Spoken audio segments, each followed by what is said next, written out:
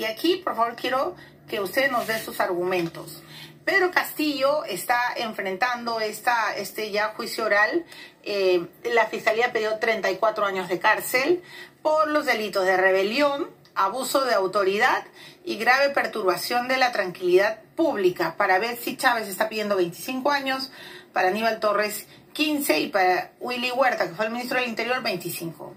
¿Hubo en su criterio o no rebelión, abuso de autoridad y grave perturbación de la tranquilidad pública? Es muy discutible por lo siguiente. Primero, para que haya rebelión, la rebelión tiene que cometerse a través de un medio específico, que es el alzamiento en armas.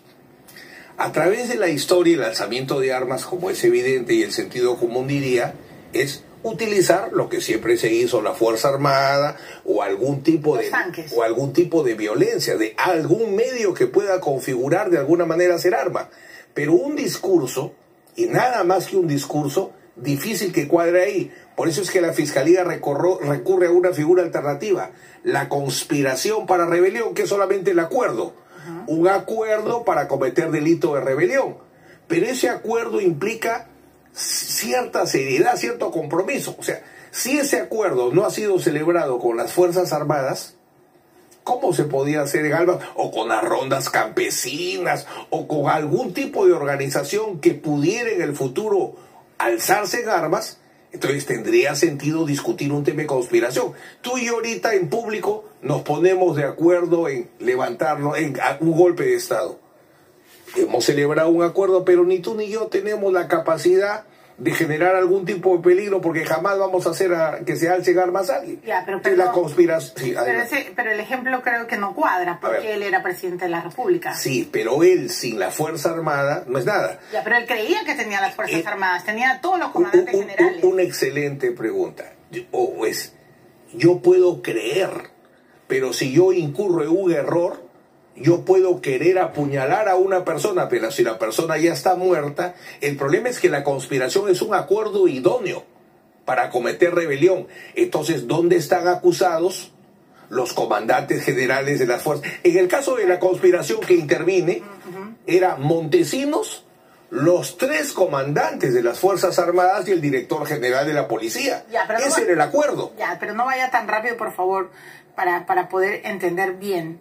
Ese día, doctor Nakazaki, el señor Castillo leyó un texto donde ordenaba cerrar el Congreso, donde ordenaba detener a la fiscal de la Nación, donde ordenaba reorganizar el Ministerio Público. De hecho, los congresistas han contado que ellos se autoprotegieron.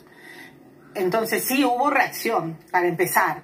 Segundo, es el jefe del Comando Conjunto dijo que nadie, o sea, que solo lo tenían que obedecer a él, ¿no? Gómez de la Torre. Digamos que salvaguardó, porque ya sabía que si le hacía caso o alguien le hacía caso, todos se iban presos, ¿no? Como sucedió con los militares y Fujimori. Entonces, usted me está diciendo que leyó y como no se concretó, bueno, ya hay que perdonarle. No aterrices. Una cosa es la responsabilidad política, la responsabilidad constitucional y la responsabilidad penal. Yo lo que analizo estrictamente es primero, rebelión la descarto. Conspiración porque no se levantó porque no se alzó en armas. Y querer interpretar, la ley dice que la ley penal se interprete en lo favorable al procesado, no en lo perjudicial. Hoy día, José Hurtado Pozo, uno de los principales penalistas de la historia del Perú, se ha pronunciado desde Suiza señalando que no es delito. Y si algo tiene Castillo en medio de toda esta pantomima es que logró interesar a Zaffaroni, gran jurista latinoamericano que opinó sobre lo mismo. Y que ha dicho que no hay... En la academia hay una discusión, y yo que he intervenido en el único caso de conspiración que ha habido, si comparo los acuerdos, Vladimiro Montesinos, poder real, 3 comandantes generales. Acá es... Pero Bobbio lo pudo haber engañado, pues. ¿Perdóname? Bobbio, el general Bobbio pudo haberle hecho creer, por algo llamó Pero Mili, los acusados ya están. Entonces, ¿quiénes son?